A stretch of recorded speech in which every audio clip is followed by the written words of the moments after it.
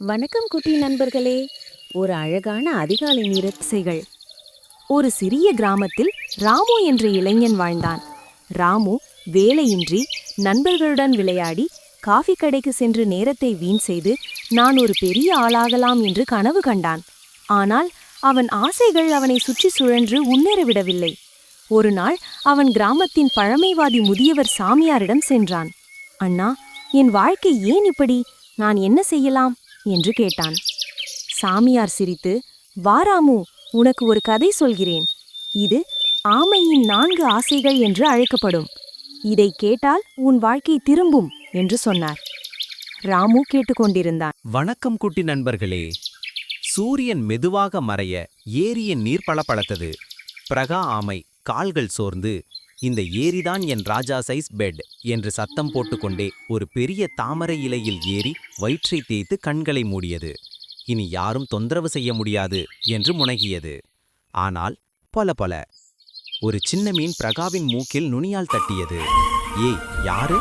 பிரகா கண்களை திறந்து, என் தூக்கத்தை கெடுக்கிறியா? இங்கிருந்து ஓடு என்று காலை உதைத்தது.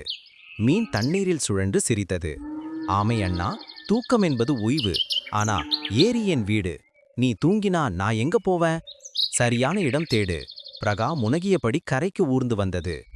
சரி, மரத்தடிதான் பெஸ்ட் என்று ஒரு பெரிய ஆலமரத்தடியில் படுத்தது. மெல்லிய காற்று இலைகளை ஆட்டி லாலி லாலி என்று பாடியது. பறவைகள் கிளைகளில் நடனமாடின. பிரகாவின் கண்கள் சொக்க, இஹி, இப்போ தூக்கம் வருது என்று சிரித்துக்கொண்டே தூங்கி போனது. Comedy twist. கனவில் பிரகா ஏரிக்குள் நீந்தி மீனை பிடிக்க போறேன் என்று ஓடியது. மீன் சிரித்து, அண்ணா, நீ தூங்குற இடத்திலேயே என்னை துரத்துறியே என்று சொல்ல பிரகா திடுக்கிட்டு விழித்தது. அடடா, தூக்கத்துல கூட துரத்துறனா என்று சிரித்து மறுபடியும் கண்களை மூடியது. இம்முறை மரத்தடியில் அமைதியாக தூங்கியது. ஆனால் கனவில் மீன் நண்பனாக வந்து, காஃபி சாப்பிடலாமா என்று கேட்டது. ஒரு விஷயம் பண்ணுவதற்கு முன் அதற்கான இடமானு பார்த்து அதற்கு ஏற்றவாறு நடந்துக்குவது தன் புத்திசாலித்தனம்.